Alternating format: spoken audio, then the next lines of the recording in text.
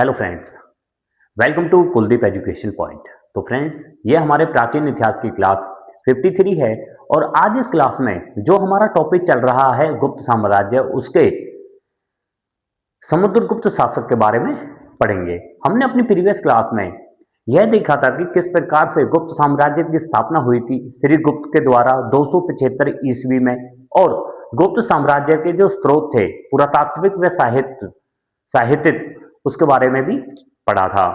तो जो गुप्त साम्राज्य के संस्थापक था श्रीगुप्त, और श्रीगुप्त का जो पुत्र था घटोत्कच, ये दोनों शासक स्वतंत्र रूप से संस्थापक नहीं थे, ये अन्य वंश के अधीन रहते थे। परंतु गुप्त साम्राज्य का जो स्वतंत्र शासक माना जाता है वो है चंद्रगुप्त प्रथम, और चंद्रगुप्त प्रथम ने का जो शासनकाल था वो 319 से स्टार्ट हुआ था। और चंद्रगुप्त प्रथम का जो पुत्र था वो था समुद्रगुप्त, जिसको आज हम इस वीडियो में देखेंगे। तो समुद्रगुप्त जो शासक था उसका शासनकाल है 335 ईसा से 380 ईसा तक, और जो गुप्त साम्राज्य का सबसे ज्यादा विस्तार हुआ था वो समुद्रगुप्त शासनकाल में हुआ था। और समुद्रगुप्त के शासनकाल में एक कवि रहता था जो था समुद्रगुप्त दरबारी कवि, और वो था हरिसेन। हरिसेन कवि समुद्रगुप्त के शासनकाल में रहता था। नेक्स्ट पॉइंट है हमारा कि समुद्रगुप्त को यह कहा जाता है कि समुद्रगुप्त ने 100 लड़ाइयां लड़ी थी और एक भी लड़ाई वो हारा नहीं था। इसी वजह से इतिहासकार विंसेंट ए स्मिथ ने समुद्रगुप्त को भारत का नेपोलियन भी कहा था। तो समुद्र ने जो लड़ाइयां लड़ी थी और जो क्षेत्र जीते थे उन सबको 5 समूह में या 5 भागों में विभाजित कर दिया था। अपने जीते हुए जो क्षेत्र थे उन्हें 5 भागों में विभाजित कर दिया था समुद्रगुप्त ने। पहला आता है हमारा प्रथम समूह, और प्रथम समूह में जो क्षेत्र था वो था गंगा नदी व यमुना नदी के दोआब क्षेत्र के वे शासक जिनके राज्य गुप्त साम्राज्य में मिला लिए गए थे। देखिए कि जो पहला समूह बनाया गया था उस पहले समूह में गंगा नदी व यमुना नदी का जो दोआब क्षेत्र था, उस दोआब क्षेत्र के जो जिन शासकों को समुद्रगुप्त ने हराया था और उनके राज्य को या उनके क्षेत्र को अपने राज्य में मिला लिया था। तो पहला समूह हमारा ये था। दूसरा समूह आता है हमारा पूर्वी हिमालय के राज्यों और कुछ सीमावर्ती राज्यों के शासक, जैसे नेपाल, असम, बंगाल के शासकों को पराजित किया था। तीसरा समूह आता है हमारा वे आठविक राज्य वे थे जो जंगलों में स्थित राज्य थे। मतलब जंगलों में जिन शासकों ने जंगलों में अपने राज्य स्थापित किए थे या जंगलों में रहते थे उन्हें आठविक राज्य भी कहा जाता है। और ये जो राज्य थे ये विंध्य क्षेत्रों में पड़ते थे, और इन शासकों को समुद्रगुप्त ने पराजित किया था। चौथा समूह आता है हमारा पूर्वी दक्कन, मतलब दक्षिण भारत का क्षेत्र, और दक्षिण भारत क्षेत्र में पूर्वी दक्कन और दक्षिण भारत, जिसे दक्षिणापथ भी कहा जाता है, के 12 शासकों को पराजित कर दिया था और उन्हें ऐसे ही छोड़ दिया था। मतलब पराजित करके उन्हें छोड़ दिया था। तो ये जो 12 शासक थे दक्षिण भारत के, इस विजय को दक्षिणापथ विजय भी कहा जाता है। ये 12 शासक हैं हमारे। पहला जो क्षेत्र दक्षिण भारत का जो पहला क्षेत्र जीता था वो था कौशल राज्य, और कौशल राज्य का शासक था उस समय महेंद्र, और महेंद्र को पराजित किया था। दूसरा आता है हमारा कोरल राज्य, और कोरल राज्य के मंटराज शासक को पराजित किया था। तीसरा आता है कोटूर राज्य, और कोटूर राज्य के स्वामी दत्त शासक को पराजित किया था। तीसरा आता है कांची राज्य, और कांची राज्य के विष्णुगोप शासक को पराजित किया था। पांचवा आता है देवराष्ट्र राज्य, और देवराष्ट्र राज्य के कुबेर शासक को पराजित किया था। छठा आता है हमारा वेगी राज्य, और वेगी राज्य के हस्तिवर्मन शासक को पराजित किया था। सातवां आता है हमारा सिष्टिपुर, और सिष्टपुर राज्य के महेंद्रगिरी शासक को पराजित किया था। आठवां आता है एरंडीपल्ली राज्य, और एरंडीपल्ली राज्य के दमन शासक को पराजित किया था। नौवां आता है अभिमुख राज्य, अभिमुख राज्य के नीर राज शासक को पराजित किया था। 10वां आता है पालक राज्य, और पालक राज्य के उग्रसेन शासक को पराजित किया था। 11वां आता है महाकंतार राज्य, और महाकंतार के व्यग राज शासक को पराजित किया था। और 12वां आता है कुरुस्थलपुर राज्य, और कुरुस्थलपुर राज्य के धनंजय शासक को पराजित किया था। तो ये थे वो 12 शासक जिन्हें समुद्रगुप्त ने, दक्षिण भारत के 12 शासक जिन्हें समुद्रगुप्त ने पराजित किया था, और इस विजय को दक्षिणापथ विजय भी कहा जाता है। नेक्स्ट आता है हमारा पांचवा समूह, और पांचवें समूह में शक व कुषाण जो शासक थे, मतलब उत्तर भारत के कुछ शासक थे, जैसे शक व कुषाण जो शासकों को हराया था, और अफगानिस्तान के शासकों को भी हराया था समुद्रगुप्त ने। और तो ये थे वो 5 समूह जिनमें समुद्रगुप्त ने अपने जीते हुए क्षेत्रों को विभाजित किया था। जिस प्रकार से समुद्रगुप्त ने दक्षिण भारत में 12 शासकों को हराया था, उसी प्रकार से उत्तर भारत में भी समुद्रगुप्त ने 9 शासकों को हराया था, और इसे उत्तर भारत की इस विजय को आर्यवर्त विजय भी कहा जाता है। तो ये जो 9 शासक हैं जो उत्तर भारत में हराए गए थे समुद्रगुप्त के द्वारा, ये हैं हमारे, पहले है हमारा अहिछत्र राज्य, और अहिछत्र राज्य के अछोत्र शासक को हराया था। दूसरा आता है हमारा ग्वालियर राज्य, और ग्वालियर राज्य के नागसेन शासक को हराया था। तीसरा आता है मथुरा व दोआब क्षेत्र, और मथुरा व दोआब क्षेत्र के गणपति नाग शासक को हराया था। चौथा आता है पूर्वी पंजाब, और पूर्वी पंजाब के कोतकुलंज शासक को हराया था। पांचवा आता है कौशांबी राज्य के, कौशांबी राज्य के रुद्रदेव शासक को हराया था। छठा आता है बाकुड़ा, बाकुड़ा राज्य, और बाकुड़ा राज्य के चंद्रवर्मन शासक को हराया था। सातवां आता है यूपी क्षेत्र, और यूपी क्षेत्र के मातिल शासक को हराया था। आठवां आता है मध्य भारत राज्य, और मध्य भारत राज्य के बलवर्मा शासक को हराया था।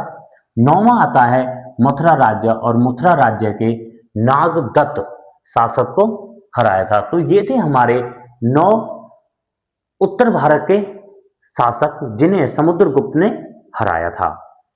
नेक्स्ट पॉइंट आता है हमारा कि चीनी स्रोत के अनुसार, चीनी स्रोत व चीनी साहित्य के अनुसार श्रीलंका के राजा महेंद्र वर्मन ने गया बिहार में बुद्ध का मंदिर बनवाने की अनुमति प्राप्त करने के लिए समुद्रगुप्त के दरबार में दूत भेजा था। दोबारा से देखिए कि चीनी साहित्य के अनुसार श्रीलंका का एक राजा था मेघवर्मन, और मेघवर्मन में गया व बिहार, गया जो बिहार में है, उसमें बौद्ध मंदिर बनवाने के लिए अपना एक दूत भेजा था समुद्रगुप्त के दरबार में। इलाहाबाद के प्रयागप्रस्ती अभिलेख से हमें यह जानकारी मिलती है कि समुद्रगुप्त अपने जीवन में कोई भी लड़ाई नहीं हारा था, और इसी वजह से विंसेंट ए स्मिथ ने समुद्रगुप्त को भारत का नेपोलियन कहा था। एक शासक आया था 1739 में जिसने भारत पर आक्रमण किया था, नादिर शाह, और नादिर शाह को ईरान का नेपोलियन कहा जाता था। नेक्स्ट पॉइंट आता है हमारा कि समुद्रगुप्त के द्वारा कौन कौन सी उपाधि धारण की गई थी, या समुद्रगुप्त को कौन कौन सी उपाधि दी गई थी। जैसे सबसे पहले उपाधि है पराक्रम। समुद्रगुप्त को पराक्रम कहा जाता था क्योंकि समुद्रगुप्त अपने जीवन में कोई भी लड़ाई नहीं हारा था।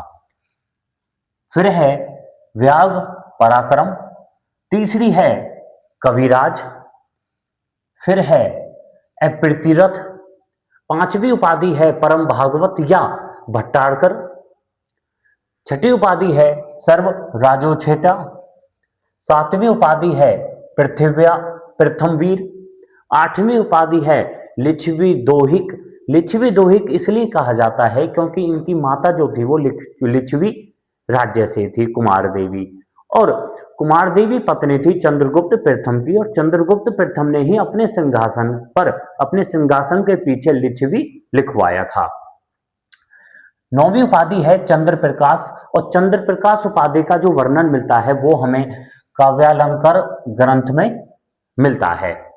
10वीं उपाधि है धर्म प्राचीर बंध, और 11वीं उपाधि है धरनी बंध। तो ये हैं 11 उपाधि हैं समुद्रगुप्त की। नेक्स्ट पॉइंट है हमारा कि समुद्रगुप्त को उसके सिक्कों पर वीणा बजाते दिखाया गया है। समुद्रगुप्त ऐसे प्रथम शासक थे जो अपने ही सिक्कों पर वीणा बजाते हुए नजर आए थे। नेक्स्ट पॉइंट है हमारा कि समुद्रगुप्त भगवान विष्णु का उपासक था, और इसीलिए उसके जो ध्वज था, समुद्रगुप्त का जो ध्वज था उस पर गरुड़ का चित्र था।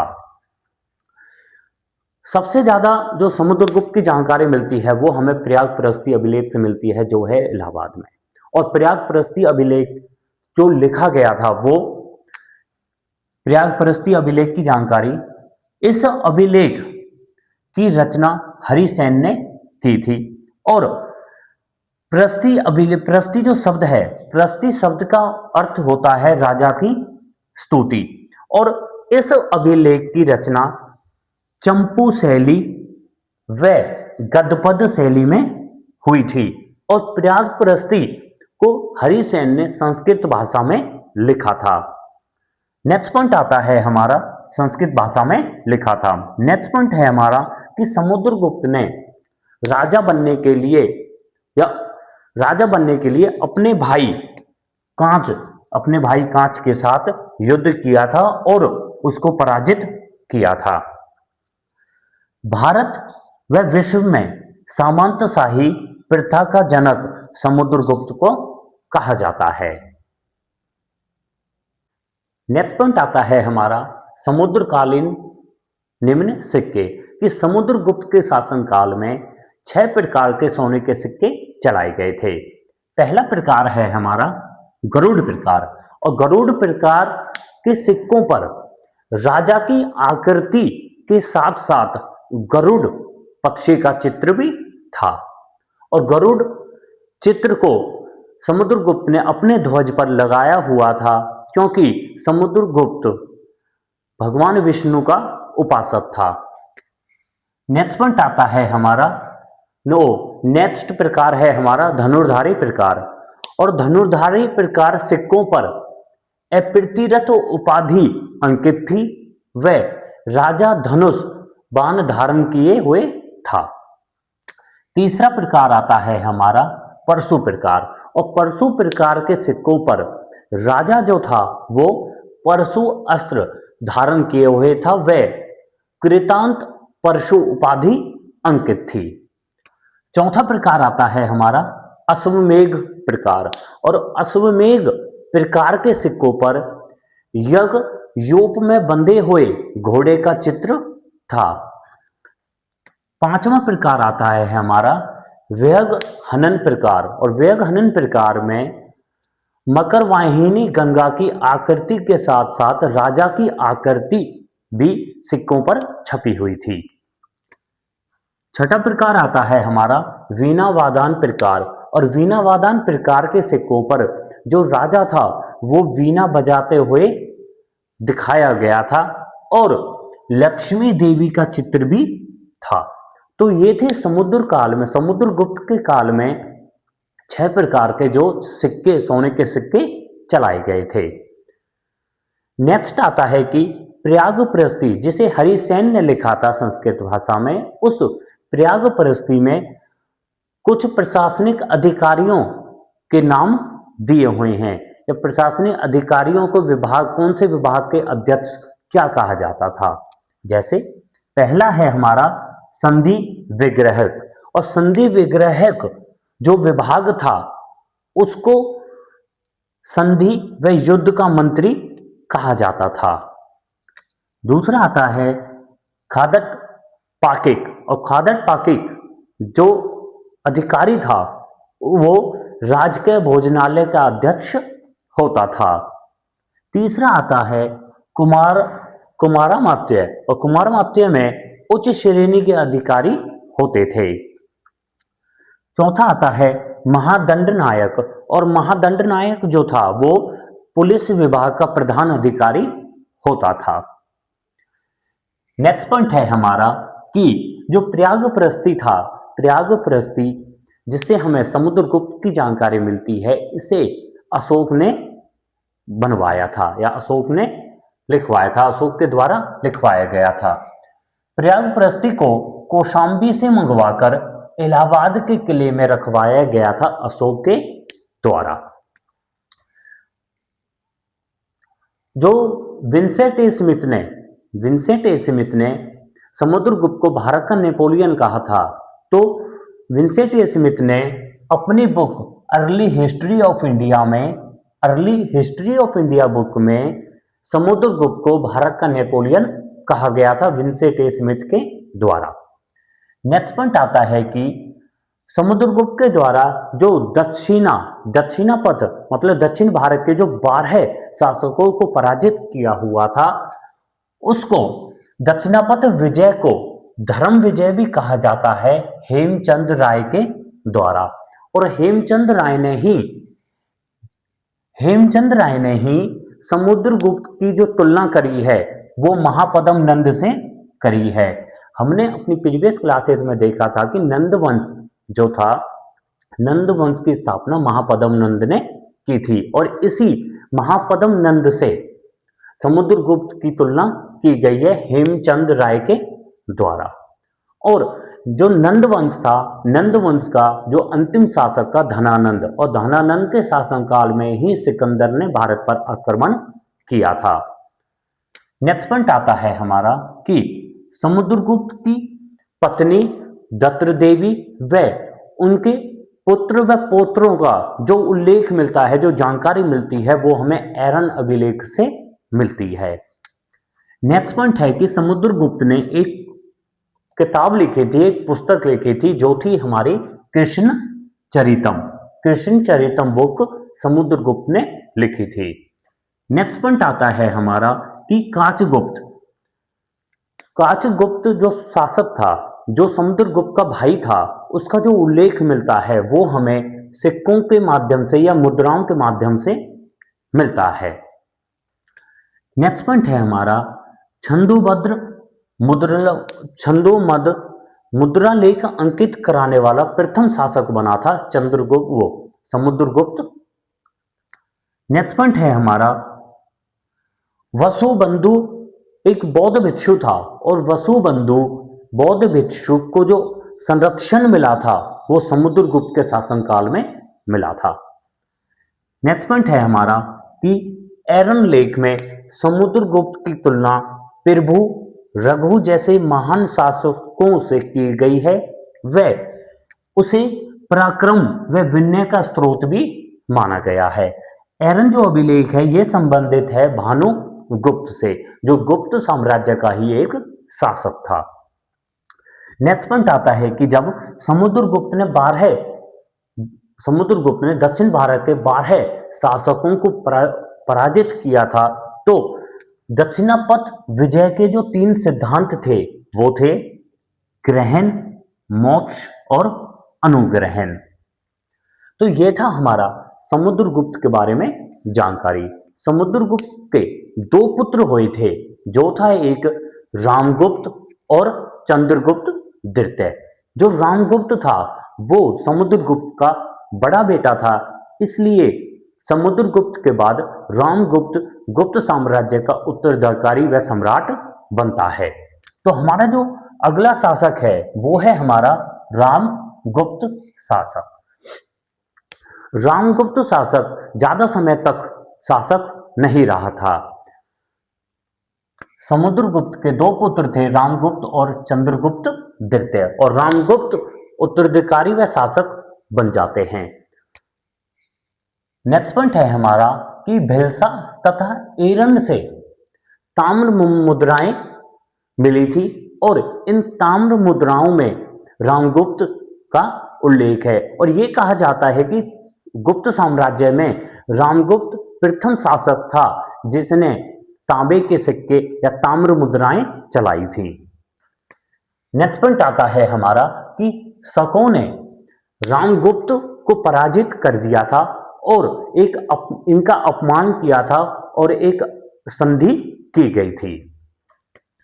नेक्स्ट पॉइंट है हमारा कि दुर्जन व विदिशा के लेख में, संगली के लेख में और काम्बे के लेख में हमें रामगुप्त शासक की जानकारी मिलती है।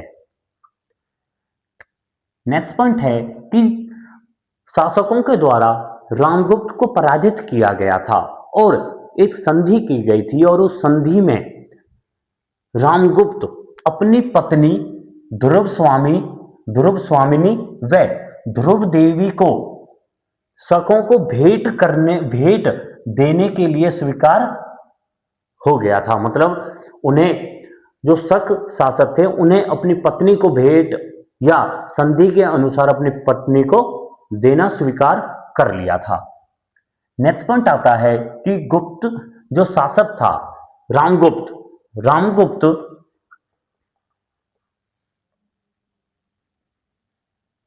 रामगुप्त शासक जैन धर्म का उपासक था।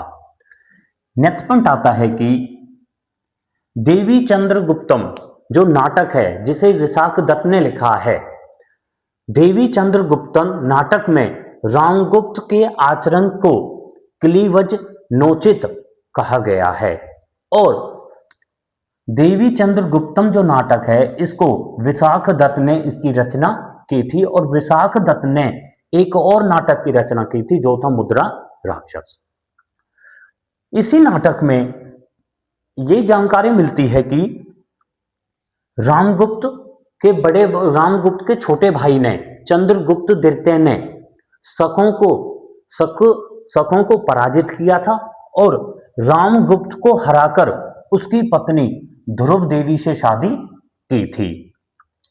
नेक्स्ट पॉइंट आता है हमारा कि रामगुप्त के शासनकाल में 3 जैन मूर्तियां मिली थी, क्योंकि यह जैन धर्म का उपासक था। तो 3 जैन मूर्तियां मिली थी जिनमें जो जैन धर्म के तीर्थकर हैं, जैन धर्म के तीर्थकरों का उल्लेख मिलता है, और साथ ही साथ रामगुप्त को महाराजाधिराज भी कहा गया है। तो फ्रेंड्स, ये थी हमारी प्राचीन इतिहास की क्लास 53, जिसमें आज हमने समुद्रगुप्त के बारे में पढ़ा था, और समुद्रगुप्त के बाद जो उत्तराधिकारी बना था रामगुप्त, उनके बारे में भी पढ़ा था। हम अपनी नेक्स्ट वीडियो में चंद्रगुप्त द्वितीय के शासनकाल के बारे में पढ़ेंगे। Thank you.